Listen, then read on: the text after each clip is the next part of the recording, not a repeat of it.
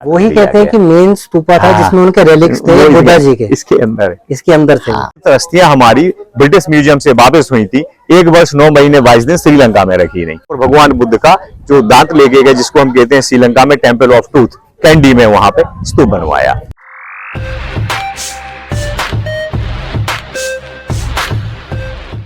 आज हम आए हैं सांची में, जो कि भोपाल से अराउंड 50 to 60 किलोमीटर दूर है। ये जो सांची का ये जो स्तूप बना है, ये रायसेन डिस्ट्रिक्ट में है और इसके हिल टॉप पर ये हमें देखने को मिलता है। और जहाँ तक कहते हैं कि ये यूनेस्को साइट है और इसको माना जाता है ये ओल्डेस्ट स्टोन स्ट्रक्चर्स जो हमें मिले हैं उनमें से ये भी माना जाता है। ये बनाया गया था जो मौर्य के अशोक का द ग्रेट थे। अशोक का जो आपको मालूम होगा, जिन्होंने बुद्धिज्म अपना लिया था। और ये जो स्तूप है ये 3rd BC से 12th BC तक चलते रहे। ये उसमें उस दौरान बने हैं। अशोका थे, उन्होंने इसमें जो उनको जिनको वो मानते थे बुद्ध जी को, उनके रेमिनिसेस वो यहाँ थे, उनको लेकर इन्होंने पहले एक स्ट्रक्चर छोटा सा था, ईंटों का स्ट्रक्चर था, जिस पर उन्होंने एक रेस आर्म करके एक छोटा सा स्तूपा बनाया। चलिए फ्रेंड्स, पहले हम ये देख लेते हैं। This is stupa number 3 and this is 1 और 2 जो है वो अंदर है। हम नीचे मोनेस्ट्रीज भी बनी है, उनके पास जाकर हम देखेंगे। यहाँ पर बुद्ध जी के रेमिनिसेस को अशोका ने एक छोटा सा डूम बना के बंद किया। और अगर आप ध्यान से देखेंगे तो उसके छत पर, आप टॉप पे देखेंगे तो एक छत्र सा है। अशोका जी बुद्ध को अपना गुरु, गॉड सब मानते थे। एंड बुद्ध जी अगर हम देखें तो बुद्धिज़्म के स्टार्टर भी हैं। So to give homage to him, respect to him, उनके लिए ऊपर एक छत्र बनाया गया था। तो ये पहले एक ब्रिक स्ट्रक्चर था, जो कि छोटा सा स्ट्रक्चर था, जिसमें बुद्ध जी के कहते हैं कि अशोका ने रेमिनिसेस रखे थे एक स्क्वायर फाउंडेशन बनाकर उसके ऊपर। मेनवाइल धीरे धीरे ये 3rd BC में स्टार्ट हुआ और उसके बाद कुछ और भी आगे रूलर्स आए। अशोका जैसे मैं आपको बता दूं तो ये चंद्रगुप्त मौर्य इनके ग्रैंडफादर थे। मौर्य डायनेस्टी है ये मौर्य एम्पायर चलती थी। तो उसके बाद एक गुप्ता एम्पायर भी आई है। इसके चारों तरफ स्तूपा के ये 4 गेट्स हैं, जैसे कि ये गेट्स हैं। आप साथ साथ ये भी देख सकते हैं, देखिए कितने स्तूपा साथ साथ बनने स्टार्ट हुए थे, जो कि बने, कुछ रह गए। और ज़्यादातर अगर आप स्तूपास के देखेंगे तो टॉप उनके फ्लैट हेड टॉप्स हैं उनके। जैसे कि ये देखिए आप, बहुत सारे स्तूपास हैं। जैसे कि मैं आपको बता रहा था कि इन स्तूपास के जो जैसे ये स्तूपा है, जो मेन स्तूपा नंबर 1, इनके ऐसे 4 गेट्स हैं। जैसे जो ये गेट है आप देख रहे हैं, जैसे चारों तरफ है, इनको तोरण बोलते थे। और इसको जो बनाया था अशोक थे, उन्होंने इसको स्टार्ट किया था बनाना। और जो इसमें ये जो साइड की रेलिंग देख रहे हैं, ये रेलिंग अशोका के टाइम पे नहीं बन पाई थी, उन्होंने नहीं बनाया था। मेनवाइल रियर जो रेलिंग है, और यहीं पर ही आपको आगे जाके सीढ़ियाँ भी दिखेंगी। जो सीढ़ियाँ हैं और जो ये रेलिंग है, ये जो बाद के शुंगा करके जो एक एम्परर और आए थे, जिनको हम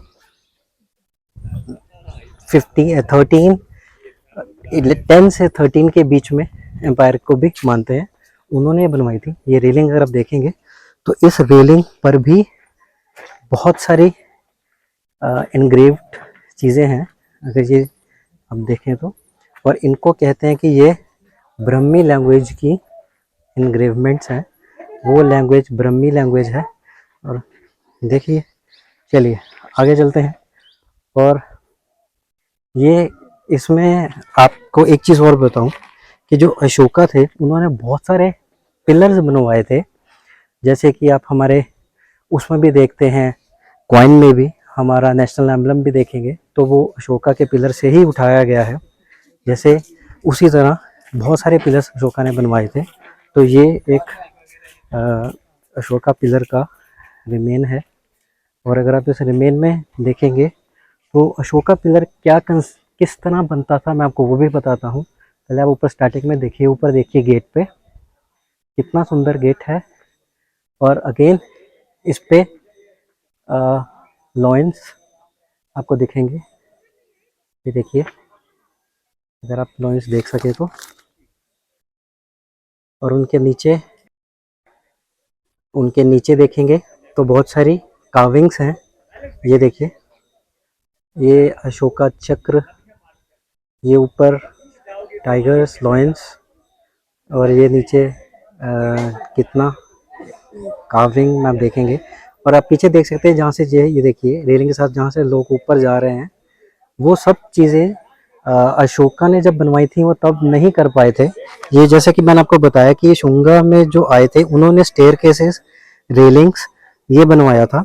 और कहते हैं कि यहाँ से अराउंड 9 किलोमीटर्स अनदर आगे और भी कुछ रेमिनिसेंस हैं, जो बोन, एशेज एंड जो भी रिमेन्स इनके गुरुज के हैं। तो इसमें से एक सत्रधारा जगह है जो जहाँ पर रेलिक्स हैं ऑफ सरीपुत्रा एंड महामोगलन। इनके बारे में आपको बताऊं तो ये 2 भाई थे और कहते हैं कि इन्होंने महात्मा बुद्ध के अंडर अपनी टीचिंग्स ली थी और बाद में उन्होंने आगे ये टीचिंग्स को फैलाया और लोगों को बताया। और कहते हैं कि इन्हीं के जो रेलिक्स हैं उनको लेकर एक और स्तूपा में मोस्ट प्रोबेबली जो कुछ इतिहासकार बताते हैं और कुछ नहीं मानते हैं, स्तूपा 2 में उनके रेलिक्स हैं और स्तूपा 1 में महात्मा बुद्ध के रेलिक्स हैं। तो चलिए अब हम देखते हैं इनके आगे।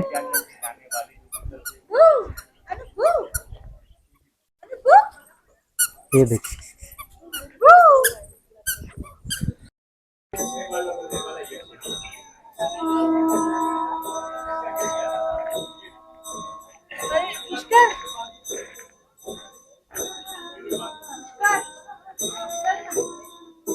तो सर सबसे पहले नमस्कार। नमस्कार। आज हम सांची और सांची के जो हमारे मॉन्यूमेंट हैं, जिनको भारत के महान सम्राट अशोक 3rd सेंचुरी बीसी से स्तूप, मोनेस्ट्रियां, पिलर, चैत्य बना के संदेश भगवान बुद्ध के चारों दिशाओं में दिए हैं। यहाँ से आज हम मध्य प्रदेश के उस जगह में हैं जो हमारे देश का हृदय है और हमारी राजधानी भोपाल से यहाँ 46 किलोमीटर है और हमारे जो विदिशा नगर से 10 किलोमीटर है। तो विदिशा नगर से ही सांची का इतिहास 3rd सेंचुरी बीसी में जुड़ा हुआ है। सम्राट अशोक ने उस समय उज्जैन में ये क्षेत्रीय गवर्नर हुआ करते थे। यहाँ के राज्यपाल होते हुए उन्होंने नगर श्रेष्ठी की बेटी विदुषी से यहाँ पर विवाह किया था। और सम्राट अशोक का बुद्धिज्म के फॉलो करने में आफ्टर कलिंग युद्ध के बाद जो उन्होंने पूरा समय दिया तो 84,000 बुद्धिस्ट मॉन्यूमेंट का निर्माण करवाया था। तो सब 84,000 मॉन्यूमेंट। सम्राट अशोक की सोच ये थी कि भगवान बुद्ध के शांति के संदेशों को हमारे देश के और हमारी मानवता के लिए नगर नगर, गांव गांव, शहरों शहरों को जोड़ा जाए। तो हमारे जो छोटे छोटे जनपद हुआ करते थे और जो बड़े नगर महाजनपद हुआ करते थे, तो आज हम 16 महाजनपद में आज मध्य प्रदेश के अवंती महाजनपद जो कि 3rd सेंचुरी बीसी में उज्जैन राजधानी हुआ करती थी, वहां से काफी करीब है। तो सम्राट अशोक ने इस जगह से 4 दिशाओं में धर्म का प्रचार, उत्तर से पूर्व, दक्षिण, पश्चिम में हुआ है। यहाँ से धर्म संस्कृति का भगवान बुद्ध तथागत अपने जीवन में सांची कभी नहीं आए। उनके आने का सांची से कोई प्रमाण नहीं मिलता ड्यूरिंग एक्सकेवेशन। जब हमने सांची को एक्सकेवेट किया तो हमें 12th सेंचुरी एडी से 3rd सेंचुरी बीसी तक का इतिहास मिला है। और भगवान बुद्ध के जीवन का जो इतिहास है वो हमें मिलता है 563 बीसी में भगवान बुद्ध तथागत के जन्म का, और 483 बीसी में कुशीनगर में उत्तर प्रदेश में महापरिनिर्वाण का। सारनाथ में भगवान बुद्ध ने प्रथम उपदेश का और बोध गया में भगवान बुद्ध के ज्ञान मिलने का, और वैशाली और राजगृह भी उनके जीवन में बिहार हुए हैं। तो हमारे देश का जो उत्तर प्रदेश, बिहार और नेपाल का जो रास्ता है वो भगवान बुद्ध के जीवन से जुड़ा हुआ है। तो भगवान बुद्ध के जीवन को दुनिया तक सम्राट अशोक ने अपने बच्चों को श्रीलंका, जावा, सुमात्रा, जैसे महेंद्र संघमित्रा का सांची के पास विदिशा में जन्म और सांची की मोनेस्ट्री में उन्होंने शिक्षा ली, और महाबोधि वृक्ष का सैपलिंग लेके श्रीलंका गए और भगवान बुद्ध का जो दांत लेके गए, जिसको हम कहते हैं श्रीलंका में टेम्पल ऑफ टूथ, कैंडी में वहां पे स्तूप बनवाया। तो भगवान बुद्ध को 3री सदी ईसा पूर्व 3rd सेंचुरी बीसी में किसी मूर्ति में नहीं, भगवान बुद्ध को स्तूप के रूप में ही हम प्रेयर करते थे। अच्छा, तभी श्रीलंका से जब वो वापस इनके रैली से मंगवाए थे, बिल्कुल, पहले श्रीलंका में वो बिल्कुल आज जो हम बात करते हैं बिल्कुल की जो अरहंत सारीपुत्र, अरहंत महामुदगलायन, उनकी जो पवित्र अस्थियां हमारी ब्रिटिश म्यूजियम से वापस हुई थी, 1 वर्ष 9 महीने 22 दिन श्रीलंका में रखी नहीं, और इसके बाद हमारी सांची की ही इसी सांची हिल में ही स्थापित की गई, बाहर वाले विहार मंदिर के अंदर की, जो कि नंबर 3 से मिली थी अलेक्जेंडर कनिंघम के एक्सकेवेशन में। सांची की स्तूप नंबर 2 और नंबर 3 को ओपन करके पवित्र अस्थियां निकाली गई हैं।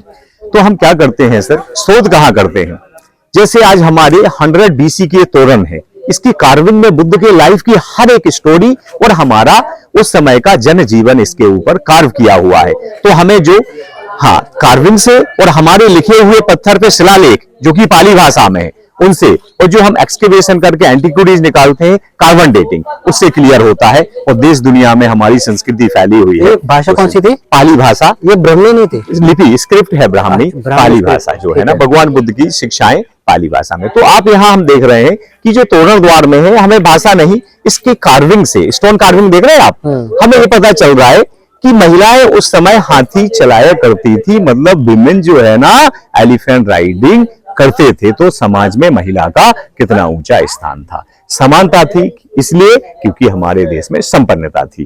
तो ये सतकर्णी गौतमी पुत्र, उनका नाम सातवाहन जो आंध्रा के राजा थे, सतकर्णी गौतमी पुत्र, इसलिए क्योंकि उनके माँ का नाम गौतमी था, इसलिए पूरा नाम गौतमी पुत्र सतकर्णी माँ के नाम को साथ में जोड़ा जाता था। जैसे मैं सिद्धार्थ हूँ, मैं गौतम इसलिए हूं क्योंकि मेरी माता का नाम गौतमी है।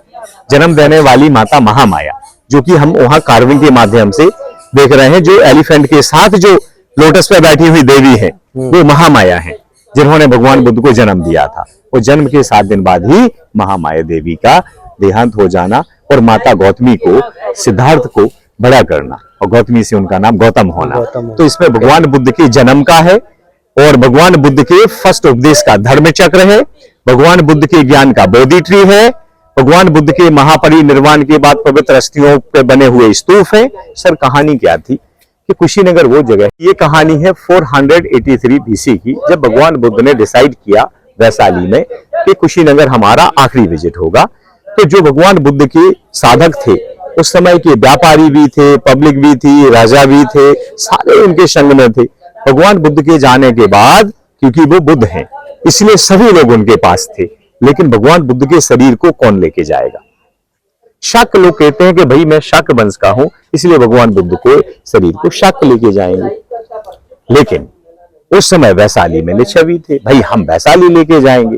तो मगध में अजात शत्रु थे, हम लेके जाएंगे मगध। तो कुशीनगर के मल्ल कहते हैं कि तुम सब लेके जाओगे। कुशीनगर में जब भगवान ने डिसाइड किया था, तो हम यहां से क्यों ले जाने देंगे? बोले जो प्रॉब्लम सॉल्व कैसे हो, जो लड़ाई में जीतेगा वो लेके जाएगा। तो आनंद कहते हैं, महाकश्यप कहते हैं कि भगवान बुद्ध का मार्ग तो हिंसा है ही नहीं, तो हम उनकी अस्थियों के लिए लड़ाई कैसे कर सकते हैं? उनका हम बंटवारा कर लेते हैं। तब जाके भगवान बुद्ध की अस्थियों को 8 भागों में बांटा गया और मिट्टी की गुंबद में थाप दिया। तो उसको हम थूक कहते थे, और थूक कहते कहते स्तूप का नाम आया है। तो यहाँ जो हम बात कर रहे हैं सर, कि यहाँ पास में आइए आप, कि जो कार्विंग है हमारी, ये है हमारे अतीत का आज वर्तमान के लिए, ये आज हमारे वर्तमान में अपना अतीत खड़ा हुआ है। और भगवान बुद्ध के मूर्ति तो है नहीं इस शिल्प में, इस कार्विंग में कोई भगवान बुद्ध का सिर्फ कोई चेहरा नहीं होता है, लेकिन भगवान बुद्ध की उपस्थिति तो होती है। तो हम यहाँ देख रहे हैं भगवान बुद्ध के चरण दिखाई दे रहा है, फुटप्रिंट देख रहे हैं ना सर आप। और कहते हैं ना कि ऐसे भगवान बुद्ध के शरीर में लक्षण थे, कहते ना कि जिसके हील में व्हील होता है, तो वो अपने लाइफ में रुकता कम और घूमता जाता है, चलते जाते हैं। तो भगवान बुद्ध के जन्म के समय ही उनके गुरु असित की जो भविष्यवाणी थी, उनके लक्षण देख के बोले थे कि भगवान आपकी संतान तो बहुत महान होने जा रही महाराज शुद्धोधन, उसमें ऐसे लक्षण हैं, तो भगवान बुद्ध पे ध्यान रखना, ये रुकेगा कम और घूमेगा ज्यादा, क्योंकि इसकी हिल में भील है। तो भगवान बुद्ध कहते थे कि रनिंग वाटर ही क्लीन होता है, रुका हुआ तो बदबू देता है, बहता हुआ पानी अपना रास्ता खुद बनाता है। तो भगवान कहते थे कि मन से स्थायी रहना है और तन से घूमना है। समझ गए थे कि 2500 साल पहले मन ज्यादा घूमेगा और तन कम घूमेगा। तो भगवान बुद्ध बड़े प्रैक्टिकली इंसान थे, उन्होंने आधी थी उस समय तो हमारे समाज में भगवान बुद्ध की। एक एक डिजाइन को देखो भगवान के चरणों पे, कोई भी गले की माला उठा के देख लो सर, बराबर आपको रिपीट मिले तो बताना। नीचे से ऊपर तक एक सिंगल स्टोन, जिसको हम बोलते हैं ना मोनोलिथ, वन स्टोन, और 100 BC की कार्विंग है। हम तो इरोजन वेदरिंग के बाद देख पा रहे हैं ये सब। किसी भी बिल्डिंग की बाहरी दीवारें कितने दिन चलती हैं, और वो भी कोई भी हमारी ड्राइंग और इतना सॉफ्ट स्टोन कार्व हुआ तो इरोजन वेदरिंग के ज्यादा चांस होते हैं, लेकिन आज भी कितना क्लियर दिख रहा है। तो भगवान बुद्ध का सिर ऊपर है जो कि अम्ब्रेला है, उनके सम्मान में छत्र, जो कि त्रिरत्न भगवान बुद्ध के 2 बाजू है, और हृदय बीच में उनका लोटस है, और नीचे उनके पांव है। तो सिर से लेके पांव तक पूरी बॉडी दिखाई उनकी, लाठी बुद्धा कहते हैं हम इनको। अब यहां देखिए सर, 2000 साल पहले जो बने हुए कार्विंग से हमें सम्राट अपनी वाइफ और बच्चों को समय देते थे, सम्राट अपने प्रोफेशन को समय देते थे, और सम्राट अपने प्रेयर को भी समय देते थे। तो जब राजा अपने परिवार के साथ होता है तो परिवार के लोग होते हैं, और जब वो अपने प्रोफेशन सेना के साथ निकलता है तो फैमिली लेके नहीं जाता, और प्रेयर के समय सब लोग साथ में होते हैं। एक समय की बात है, भगवान बुद्ध वर्षावास निकालने के लिए कहां पहुंचे थे, किसके आमंत्रण पे? एक व्यापारी थे अनाथ पिंडक, भगवान बुद्ध श्रावस्ती के जैतवन विहार में रुके थे। तो वहां पे 3 कुटियां बनाई गई थी, देख रहे हैं आप।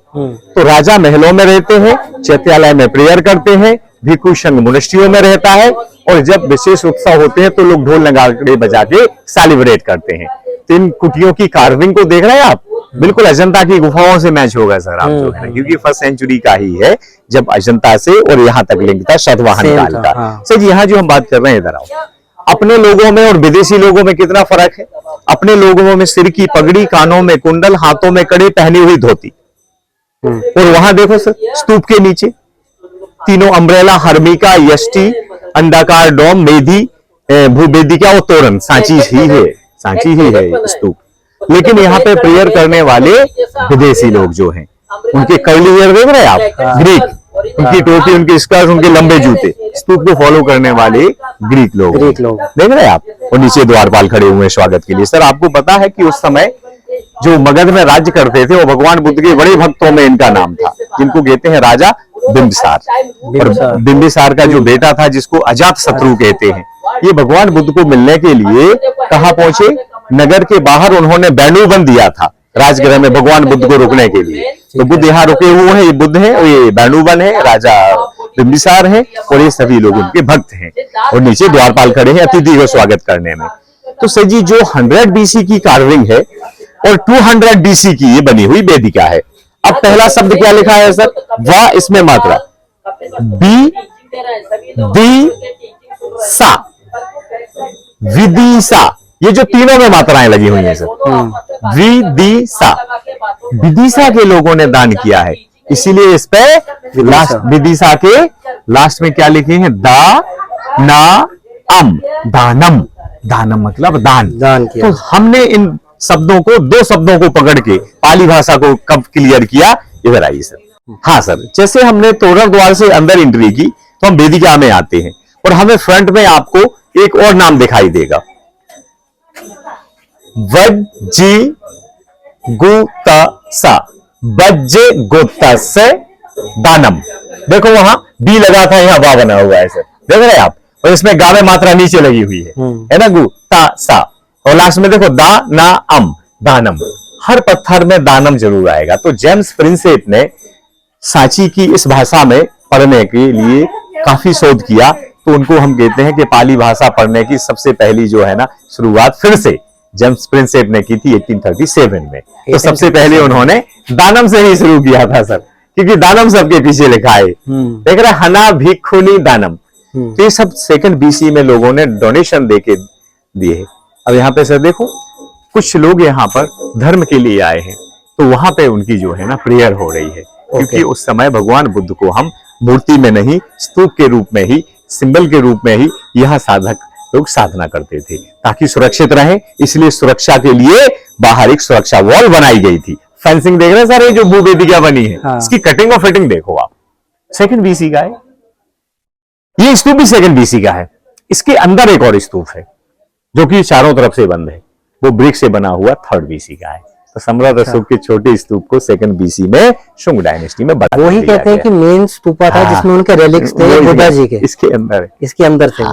अब हुआ क्या सर, 500 थोड़ी सी अगर आप वो सही बताइए कि इसमें जो उन्होंने देखा था स्टार्टिंग में वो बनाया, बिल्कुल उसके बाद उन्होंने पूरा ये नहीं कर पाए, तो ना उनके बाद जो लोग आए। सर हुआ ये था, मैं बताता हूँ कि जब मौर्य काल था उस समय वेदिका वगैरह लकड़ी की बनती थी और स्तूप जो बनाए जाते थे वो टेराकोटा ब्रिक से मनुष्य बनाई जाती थी और मिट्टी का प्लास्टर होता था, तो ज्यादा दिन सरवाइव नहीं कर पाती थी, लकड़ी की बनी हुई रेलिंग वगैरह टूट जाती थी।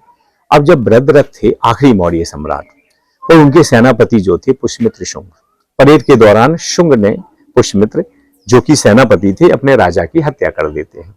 जब राजा उस समय खत्म हो जाता है तो प्रजा तो राजा की थी, प्रजा में विद्रोह होने का था, सेनापति के हाथ में सेना थी, तो वो अपने आप को स्थापित करने में उस समय जो है ना देखा कि भाई धर्म संस्कृतियां तो बाद में आगे बढ़ेंगी, पहले मैं शुंग वंश का स्थापना कर दूं मगध राज्य पे।